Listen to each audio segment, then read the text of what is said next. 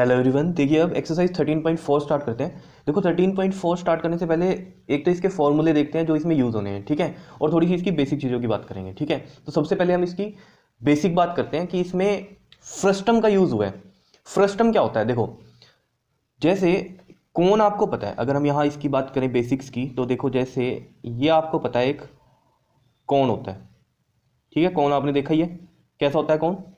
जैसे आइसक्रीम के कौन होते हैं, ठीक है, देखे ही होंगे आपने, उस तरीके से ये होता है, ठीक है। अगर आपको पता हो कौन के बारे में, मैंने जब 13.1 की थी उसमें क्वेश्चन नंबर फर्स्ट में जब बेसिक्स बताए थे उसके अंदर बात की थी इसके फॉर्मूले की, ठीक है। तो वो सब आपको याद होने चाहिए, ठीक। बात करते हैं फ्रस्टम। फ्रस्टम क्या होता है? अगर इस कौन को यहाँ बीच में से कट कर दिया जाए, यहाँ से, ठीक है, कट कर दिया जाएगा तो क्या होगा, यहाँ से भी एक ऐसे गोल चीज दिखाई देगी हमें। मतलब अब जो फ्रस्टम दिखाई देगा वो कैसा दिखाई देगा, देखो इस तरीके से। ये नीचे वाली चीज़ सेम रहने वाली है जो ये थी, ठीक है। बस ये ऊपर से कट कर दिया इसका कॉर्नर, तो इसकी वजह से यहाँ से भी ये ऐसा गोल दिखाई देगा। समझ रहे होंगे या नहीं? देखो कैसे, जैसे ये कौन है मेरे पास एक, ठीक है, ये कौन मैंने बनाया, ठीक। कौन दिख रहा है आपको, ठीक है। जैसे इसमें मान लो आइसक्रीम वगैरह हो, ठीक है, इस तरीके से, ठीक है। ये इस साइड से बंद है पूरा, ठीक है। क्या है? इस साइड से बंद है ये कौन, ठीक। कौन तो आपको पता है ये ऊपर वाला था जो ये, ठीक है। अब अगर इसको यहाँ बीच में से हम कट कर दें, ठीक है, मान लो ये मैंने यहाँ से इसको ऐसे कट कर दिया, ठीक है, ये कट कर दिया, ठीक। ये वाला कौन का ऊपर वाला हिस्सा रह गया, ये वाला, ठीक। और ये वाला नीचे वाला हिस्सा। समझ रहे हो इस बात को कैसे? जैसे यहाँ पर ये ऊपर वाला हिस्सा तो ये था, ठीक, और नीचे वाला हिस्सा ये बच गया। अगर हम इसको ऐसे देखें तो इस वे में, समझ रहे हो? तो ये नीचे वाला हिस्सा है ये, ठीक है। इसमें क्या हो रहा है, यहाँ पर देखो, ये यहाँ से भी ओपन हो गया, ठीक है, ठीक। अगर ये ग्लास हम बनाए, ठीक है, एक ग्लास, अब आप सभी ने देखा, ठीक है, ग्लास क्या होता है, इधर से बंद होता है। अगर ये यहाँ से बंद कर दिया जाए तो ये ग्लास बन गया एक, ठीक है ना, ये ग्लास बन जाएगा एक, ऐसा ही होता है ग्लास, ठीक है।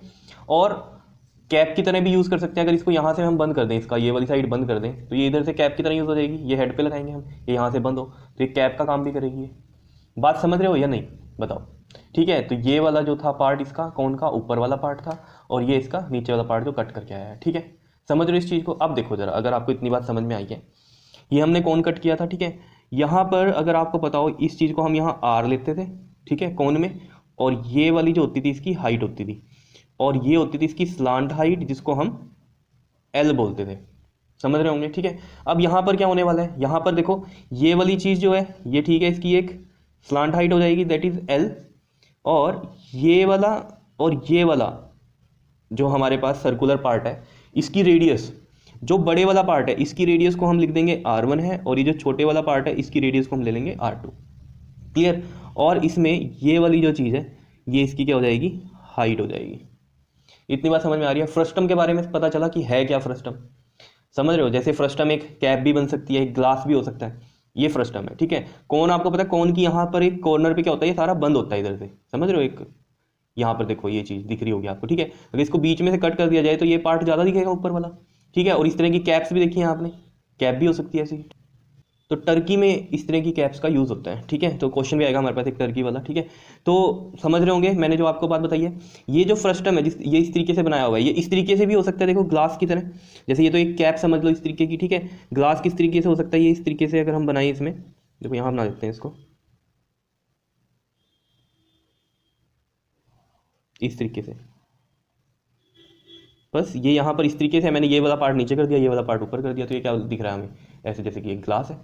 और बड़े वाला इसमें क्या होगा, रेडियस R1 ही रखनी है, कहीं सोचो ये R2 रखा है, ठीक है, ऊपर वाला R2 होगा, नहीं, बड़े वाले को मान के चलना R1 और छोटे वाले को R2। इससे क्या होगा, गलती नहीं होगी आपकी, ठीक है। और ये क्या होगा, हाइट होगी, और ये क्या होगी again, slant height, that is L। समझ रहे होंगे बात को, ठीक है। अब देखो हम इसकी बात करते हैं।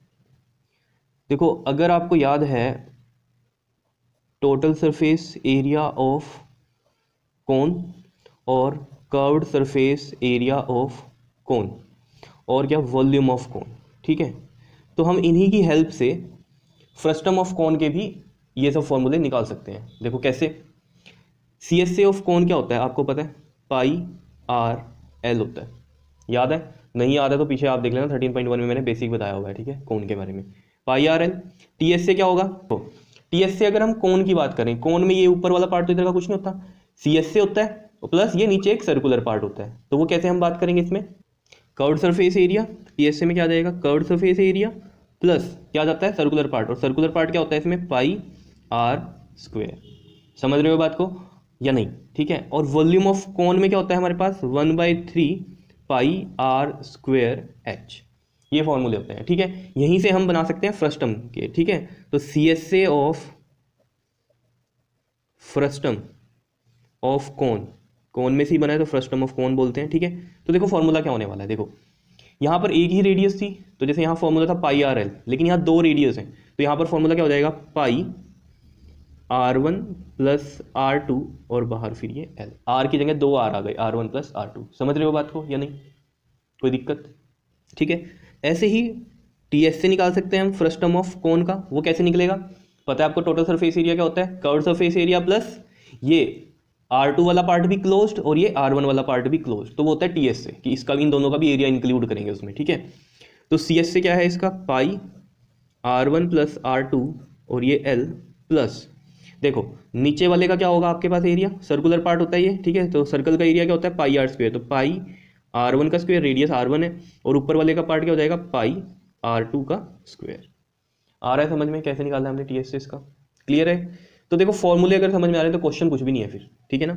उसके बाद हम बात करते हैं volume, volume of frustum of कोन। देखो वॉल्यूम में क्या होगा 1/3 पाई आर स्क्वायर एच है। क्लियर? तो 1/3 पाई, आर की जगह मैंने क्या बोला है, दोनों आर आएंगे अब, तो क्या लिखेंगे हम R1 प्लस R2 का स्क्वायर और H। इसमें एक मेन बात क्या ध्यान देने वाली है कि जब हम ये ओपन करेंगे फॉर्मूला 1/3 पाई R1 प्लस R2 का स्क्वायर, तो आप कहोगे इसमें तो होल स्क्वायर में कौन सा फॉर्मूला लगेगा, A square plus B square plus 2AB, लेकिन हम यहाँ सिर्फ AB लिखेंगे, R1 और R2 लिखेंगे, 2 नहीं लिखेंगे यहाँ पर। ठीक है, क्यों नहीं लिखेंगे डिस्कस कर सकते हैं हम, यहाँ पर भी ये ड्राइव कर सकते हैं। ठीक है, लेकिन इसकी जरूरत नहीं है आपको, तो हम उसमें नहीं जाएंगे डिटेल में।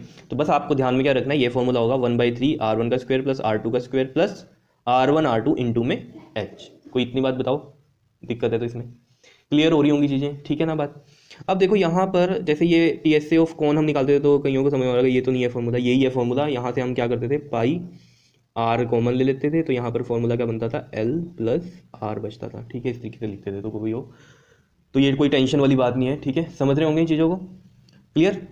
तो ये था TSA ऑफ कौन, वॉल्यूम ऑफ कौन, CSA ऑफ कौन, और यहाँ पर CSA ऑफ फ्रस्टम ऑफ कौन, TSA ऑफ फ्रस्टम और वॉल्यूम ऑफ फ्रस्टम। ठीक है, अब बात कर लेते हैं जब हम कौन में स्लांट हाइट निकालते थे, तो स्लांट हाइट का जो फॉर्मूला होता था वो क्या होता था, अंडर रूट में H स्क्वायर प्लस R का स्क्वायर, ये होता था पाइथागोरस से। अगर ये क्या होता था, एक राइट एंगल ट्रायंगल होता था हमारे पास। ठीक है, ये इसकी हाइपोटेन्यूज हो जाती थी L, और ये H square plus R square. याद है पाइथागोरस कैसे निकालते थे, हाइपोटेन्यूज का स्क्वायर, बेस का स्क्वायर प्लस आपके पास परपेंडिकुलर का स्क्वायर, तो L क्या आ जाता था यहाँ से R square plus H square, और ये अंडर रूट में स्क्वायर यहाँ से हटके यहाँ चला जाता था, पाइथागोरस लगाते थे। ठीक है, यहाँ पर भी यही सेम काम करने वाले हैं। ठीक है, लेकिन फॉर्मूला क्या चेंज होगा, देखो अब आप कहोगे ये तो राइट एंगल ट्रायंगल नहीं है, सही बात है, राइट एंगल ट्रायंगल तो नहीं है ये। ठीक है, लेकिन देखो इसके पैरेलल जो ये हाइट है, इसके पैरेलल हम यहाँ हाइट लगाएं, देखो वैसे इसका जो फॉर्मूला है वो मैं आपको बताता हूँ। स्लाइंट हाइट का यहाँ पर फॉर्मूला जो बनता है वो क्या बनेगा, अंडर रूट में H square plus R1 minus R2 का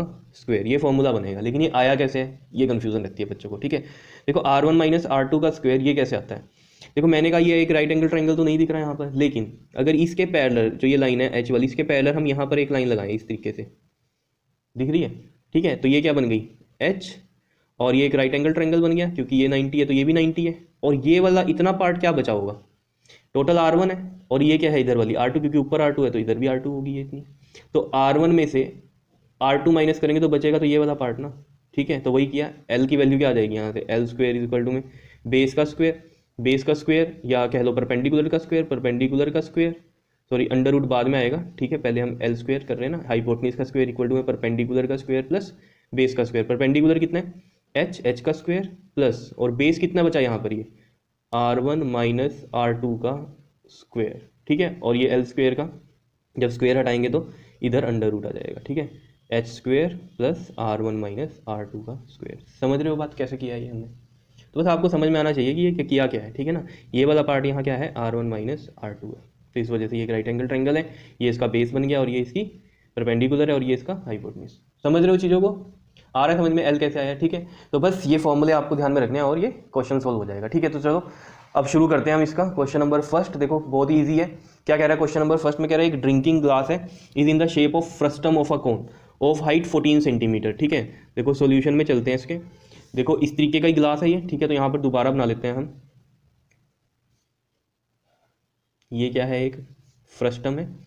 ठीक है, ग्लास के शेप में है, यहाँ फ्रस्टम की शेप में है। ठीक है, जिसकी हाइट कितनी दी हुई है?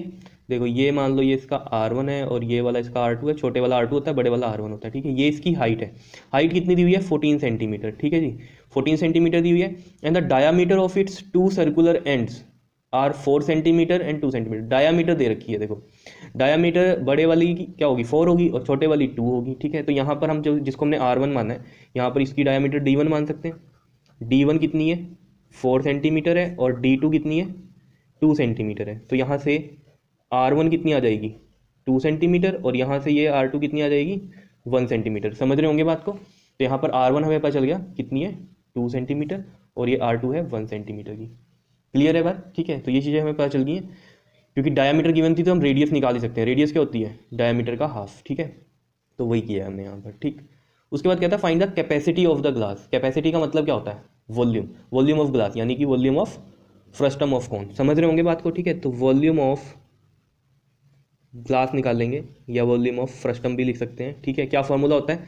यहाँ पर हमने किया था अभी। देखो ये फॉर्मूला है डायरेक्ट यहाँ से, ये वाला डायरेक्ट फॉर्मूला यहाँ पर लिखेंगे। ठीक है, तो देखो जो ये फॉर्मूला है ये है हमारे पास 1/3 पाई R1 का स्क्वायर प्लस R2 का स्क्वायर प्लस R1 R2 और मल्टीप्लाई में इधर आएगा H। क्लियर है कहानी या नहीं?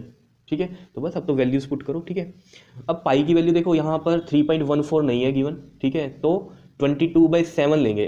ठीक है, 22/7 भी क्यों ले रहे हैं? क्योंकि मैथ में ऊपर लिखा हुआ है use pi is equal to 22/7। ये मैथ में आप देख सकते हो यहाँ पर, ये देखो यहाँ पर लिखता है ना use pi equal to 22/7 unless stated otherwise. ठीक है, तो यहाँ पर कहीं पर भी कोई बात नहीं की मैंने, तो 22/7 लेंगे। कुछ क्वेश्चन में लिखा होगा कि यूज पाई 3.14, तो वहाँ 3.14 का ही यूज़ करेंगे। क्लियर है बात? ठीक है, तो बस इसका हमें पता चल चुका है कि पाई की वैल्यू 22/7 लेनी है। तो 1/3 पाई की वैल्यू है 22/7। R1 कितना है हमारे पास? 2, तो 2 का स्क्वायर प्लस R2 है 1 का स्क्वायर प्लस R1 कितना है? 2 और R2 है 1। और हाइट कितनी है हमारे पास? हाइट है 14। हाइट कितनी है देखो गिवन थी 14 सेंटीमीटर, तो यहाँ लिख भी सकते हैं हम। हाइट है कितनी? 14 सेंटीमीटर। ठीक है, तो यहाँ 14 लिख देते हैं। क्लियर? अब देखो यहाँ से ये 7 2 ज़ा 14। क्लियर है बात या नहीं? ठीक है, तो 1/3 इंटू में 22। अब इसको सोल्व करते हैं। देखो 2 का स्क्वायर 4 होता है प्लस 1 2 इंटू 1 2 और ये बाहर मल्टीप्लाई में 2 आ गया। ठीक है, तो 1/3 इंटू में 22 इंटू 4 प्लस 1 5 और 2 7 इंटू में 2। देखो कुछ कट होता है? कुछ नहीं कट होता। तो 22 इंटू में 14, 7 2 14, 22 को 14 से मल्टीप्लाई करते हैं। ये आ गया आपके पास 308। ठीक है, तो ये आ जाएगा आपके पास 308 डिवाइड बाई में 3। ठीक है, 308 डिवाइड बाई 3। अगर इसको हम मिक्स फ्रैक्शन में लिखें तो कैसे लिखेंगे? देखो यहाँ पर ये वॉल्यूम है और सेंटीमीटर में था सब कुछ, तो सेंटीमीटर क्यूब आ जाएगा।